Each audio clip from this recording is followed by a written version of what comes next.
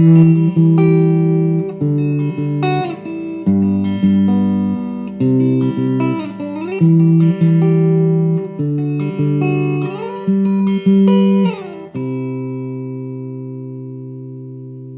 micros humbucker du voisin sont interchangeables avec la plupart des micros du commerce. Donc on a une distance de 78 mm entre les deux vis de fixation du micro sur son cadre. C'est effectivement la même distance que vous avez ici sur ce micro d'une autre marque.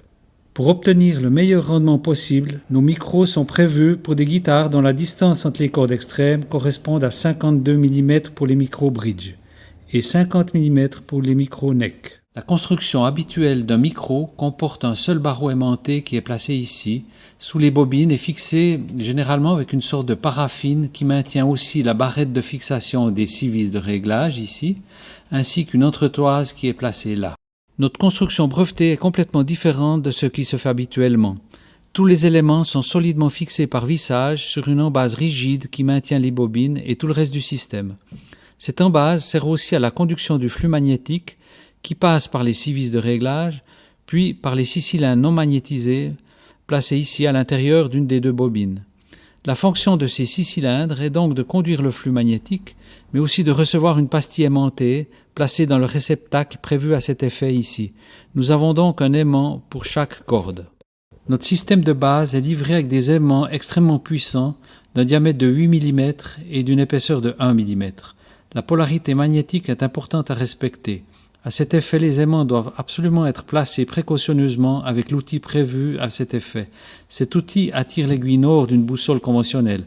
Donc, une fois en place sur le micro, l'aimant doit attirer l'autre extrémité de l'aiguille. Notre invention consiste à pouvoir modifier la couleur sonore naturelle de votre guitare alliée à celle de votre micro en changeant les pastilles de 8 mm par des pastilles de 4. Les 4 mm confèrent un son plus clair, moins rond que celui engendré par les pastilles de 8. Le picking est mieux défini avec des aimants de 4. Un panachage, par exemple les 3 plus grosses cordes avec du 8 mm et les 3 plus petites cordes avec du 4 est intéressant. Amusez-vous, mais préservez vos aimants qui sont relativement fragiles. Pour que les pastilles de 4 mm soient centrées, il faut insérer les joints caoutchouc livrés avec les aimants de 4 mm.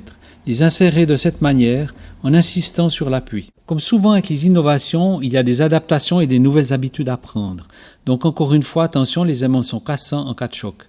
Si vous n'êtes pas très manuel, faites-vous aider les premières fois par votre marchand habituel ou par un ami qui utilise déjà nos micros.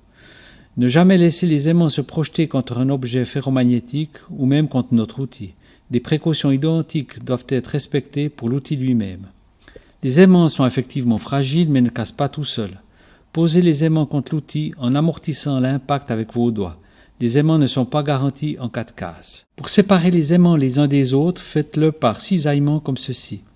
De la même manière, pour séparer une pastille de notre outil de mise en place, faites-le par un mouvement de glissement par cisaillement.